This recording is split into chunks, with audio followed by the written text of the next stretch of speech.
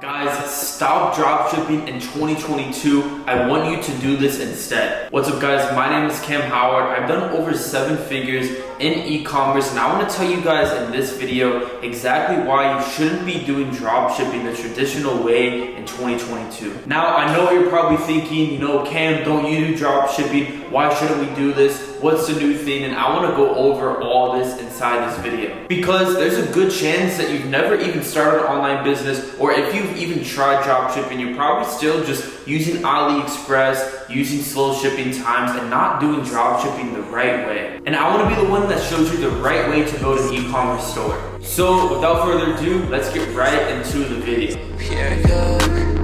They're trailing his turbo. I'ma take a left, down 1-0. I got one thing in mind out in Soho.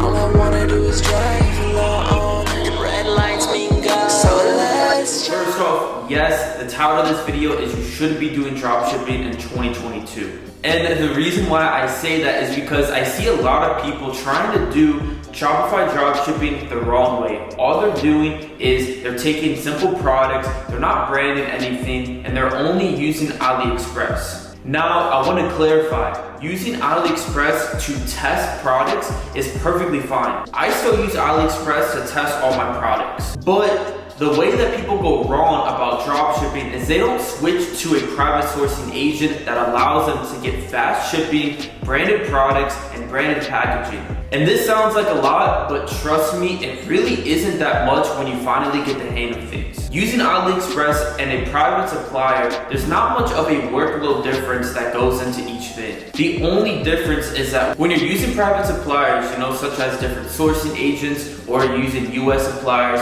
like Zendrop, CJ Dropshipping, all these things, the amount of work that it takes to get them isn't as much as you think. The only difference between AliExpress and using an agent is that you just need an MOQ. And if you don't know what that is, an MOQ means minimum order quantity. For example, you can start using AliExpress by simply just dropshipping the products, selling one at a time. But if you're using a sourcing agent, they typically have an MOQ of at least 10 to 20 orders per day on your store. And the reason for that is because when suppliers are branding products and branding the packaging, they don't want to do that one time every single order. They want to make sure that you will be a long-term client for them, which means you should already be selling. Now, I want to give you guys 3 main takeaways on why you need to switch from AliExpress to a US supplier when starting off in dropshipping. And this is gonna help you not do dropshipping the wrong way, right? It's not 2018, 2019,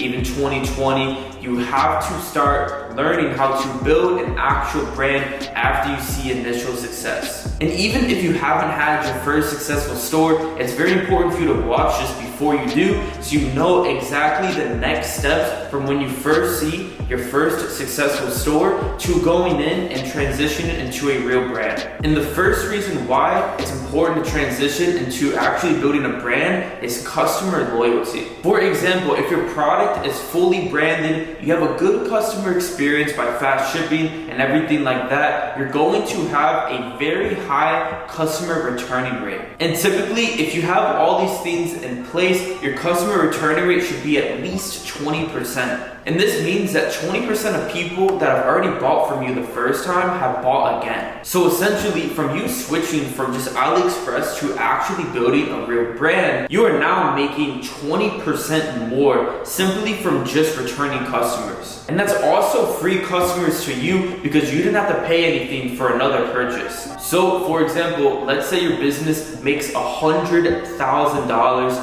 in just 1 year. That means you're now making an extra $20,000 at the minimum. Now, obviously, your customer return rate can be higher, can be lower. I've seen people at 50% customer returning rate. It's absolutely crazy. And that's a big thing about building a real brand, is that you're able to continuously sell to someone that's already bought. Because the best customer is someone that's already bought from you before. And the second main reason is that you'll be able to charge more for your products. Let's say you have an unbranded product that everyone else is trying to sell. And then you have one person that has the product fully branded and all the content looks extremely clean. they'll be able to price this product way higher because they appear as the original owners of the product. So every other product that your potential customer sees is a lesser quality than yours. And the only reason for that is because you took the time and you knew that branding products were able to do this. So with doing this, you're also beating out all the competition that is still stuck in the traditional dropshipping model. And what's really important about being able to price your products more is that now if you're trying to run any type of ads, you now have a bigger margin and more room in order to test your ads. I feel like that's something that's very overlooked because simply by just increasing the price of your product by even $10 is a big percentage. Even if you're doing just 10 orders per day, you would still be making an extra $100 profit. Obviously, it costs more for the product to be branded with branded packaging and fast shipping, but from the cost of good, you can still increase the price by at least $10. For example, I used to sell a mini fridge back in the day on AliExpress. I took this mini fridge and branded it as a makeup mini fridge. I put my logo on the product and I was able to sell this for $99.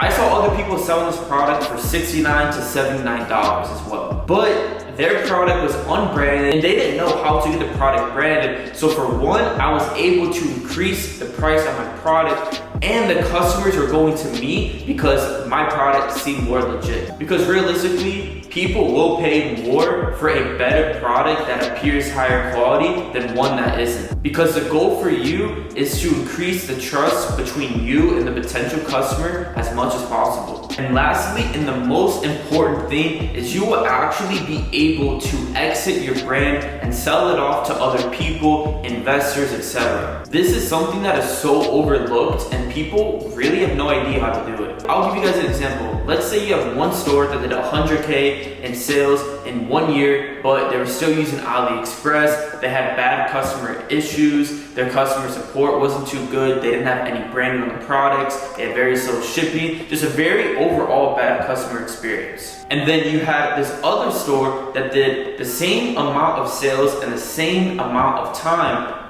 but it was a very good customer experience. Your customer return rate was really good. All the products are branded, all the packaging is branded, and you have 5-day shipping on the product. Now let's say both of these businesses wanted to sell their stores off. Which one do you think an investor would most likely buy? Obviously the one that already has a good customer experience with it, something that's already branded, and something that actually looks like a legit brand. Because truly, investors don't buy simple dropshipping stores. I've already taken a few brands and exited them myself, and I'm looking forward to exit this third brand as well. I truly know the brand that I'm running right now, it might not be doing the most amount of sales, compared to my competitors or anything like that, but I know that I'm building a business that is a real brand that has real value and a really good customer experience. So I know when it's time for me to sell this brand off to investors, I'll be able to get a lot of money for it. And that's the difference between why you shouldn't be just doing the traditional dropshipping method in 2022. You need to transition into becoming a real brand owner.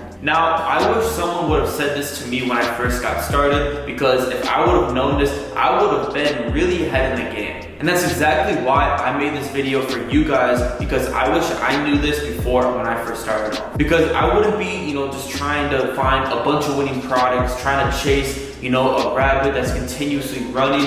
I would have just stuck to one product that I knew, that I tested, that worked, and built a brand around it. So hopefully you guys got a lot of value out of this video. I'm posting every single Monday and Thursday, so if you haven't already, hit the subscribe button because I'm giving away a lot of free value and a lot of tips, challenges, etc. of stuff that I wish that I knew when I first got started or when I had my first successful store. So no matter what position you're in, you can still learn from all this value, whether you are simply just a beginner or whether you're someone that wants to take the brand to the next level. Hope you can take a lot of value from this video because it's a very important step if you're interested in starting your own e-commerce store. that you know when you're starting with dropshipping that you need to transition to becoming a real brand at some point. Because truly, right now, at least for me, that's where I think a lot of the money is at. And if you guys need connections to anything, whether it's private suppliers,